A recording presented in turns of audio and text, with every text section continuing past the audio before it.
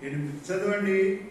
ద్వితీయోపదేశకాండం 31వ అధ్యాయము 8వ వచనం. నీ ముందర నడుచువాడు యెహోవా, ఆయన నీకు తోడై ఉన్నాడు, ఆయన నిన్ను విడువడు, నిన్ను ఎడబాయడు, భయపడకుము. చూసినావా ప్రియ? నీ ముందర నడుచు. ముందు ఎవరు నడుస్తాడు? ఇక్కడ దేవుడే నడుస్తాడు. అనగా నాడు ఇశ్రాయేలీయులకి ఆ రీతిగా ముందు నడుచుకుంటూ 40 సంవత్సరాలు వారిని ఆ యొక్క కనాను దేశానికి నడిపించిన వాడుగా చూస్తాం. మొదటిలో మేఘస్తంభముగా, రాత్రిలో అగ్నిస్తంభముగా ఉండి కొనుకని దేవుడుగా. అందుకొరకే మనం ఆ ప్రభుని ఆరాధించాం. ఎట్లా నడిపించినాడో, ఏ రీతిగా కదా, ఎట్లా నడిపిస్తూ వచ్చినాడు చూడండి. మొదటగా చూస్తే ఒక తండ్రిలాగా నడిపించింది. ఎట్లా నడిపించినాడు? ఈ 50 సంవత్సరాలు కూడా ఎట్లా నడిపించినాడు? ద్వితీయోపదేశకాండం 31వ అధ్యాయం 30వ వచనం, 29 నుంచి కూడా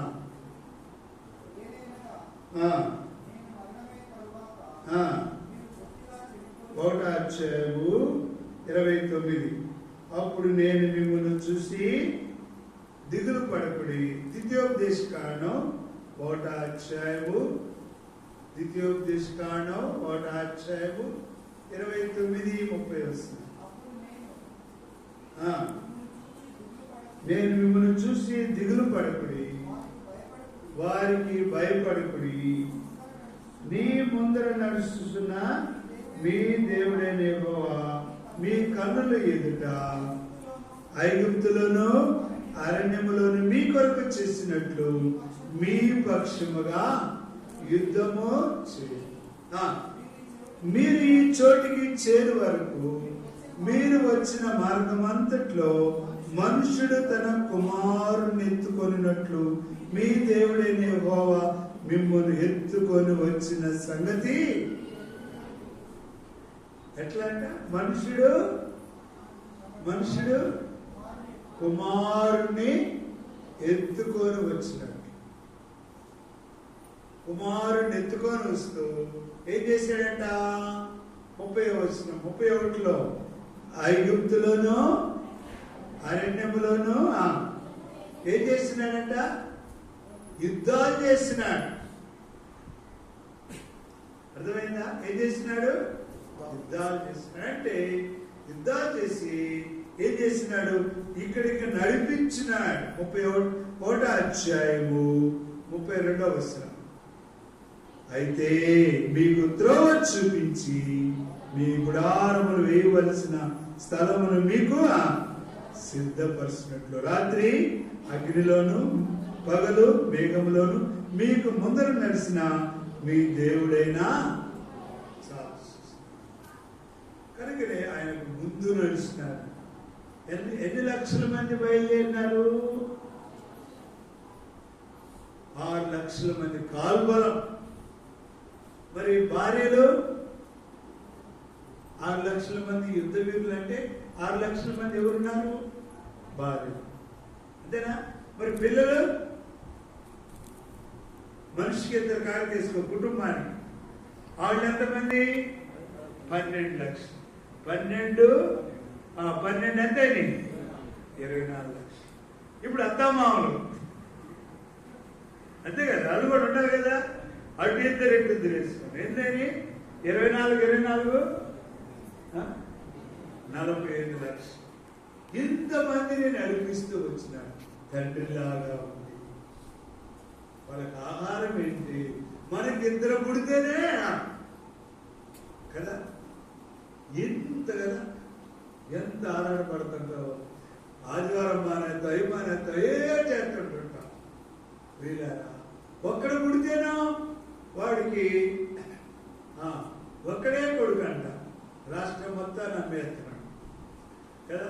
ఒక ఆయనకి ఒకడే కూతురు ఏం చేసినాడు? రాష్ట్రం మొత్తం ఒక్కడికి అంటుంటే మరి ఇన్ని 50 లక్షల మందికి ఏమవ్వాలి?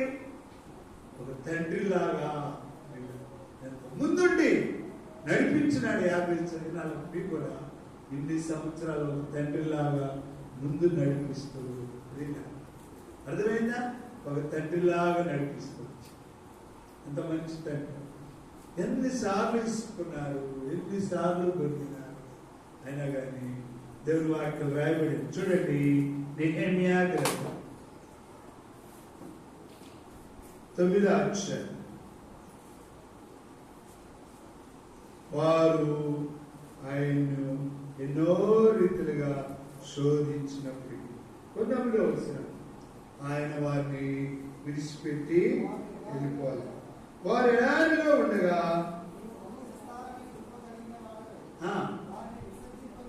వారిని విసర్జింపలేదు.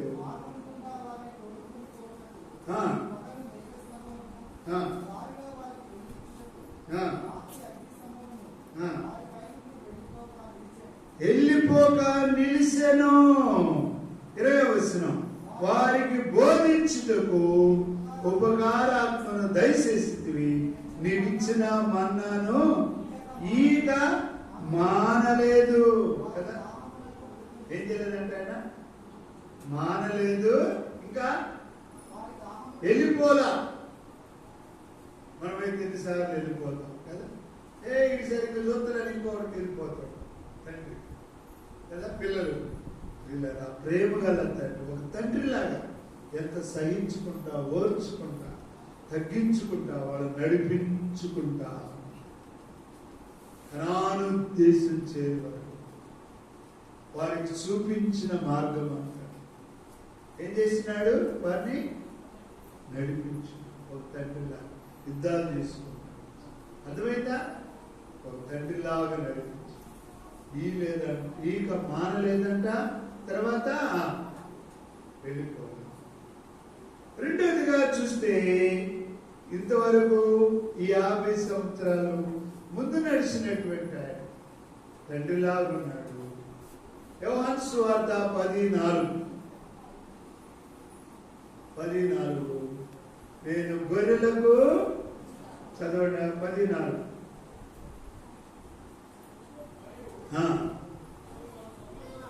సొంత గొర్రెలన్నింటినీ వెలుపలకి నడిపించినప్పుడెల్లా వాటికి ముందుగా అర్థమైంది. కనుకనే కాపరిలాగా ఉన్నాడు. తండ్రిలాగా విసుగు చెందలేదు, వెళ్ళిపోలేదు, మానుకోలేదు. ఏమి మానుకోలా? ఆహారం ఇవ్వటం మానుకోలా, ఉదక స్నానం ఇవ్వటం మానుకోలా, ఇంకా బోధించటం ఎంగలా తండ్రిలా.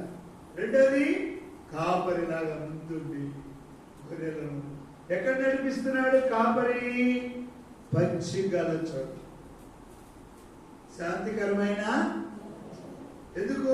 బ్రతుకు దినాలన్నీ కృప. ఒకవేళ గాఢాంధకారంలో సంచరించినా కానీ ఏమంటాయి? ఆయన ఆదరిస్తాడు. ఆయన దుడ్డు కదా దండం ఏం చేసింది? ఆయన తోడు. అంటే కాపరిలాగా ఉండి నడిపించి. మూడవదిగా చూస్తే రండి, మీకా గ్రంథం 2వ అధ్యాయం 13. మీకా గ్రంథం 2వ అధ్యాయము 13. ప్రాకారములు పడగొట్టువాడు వారికి ముందుగా పోవును,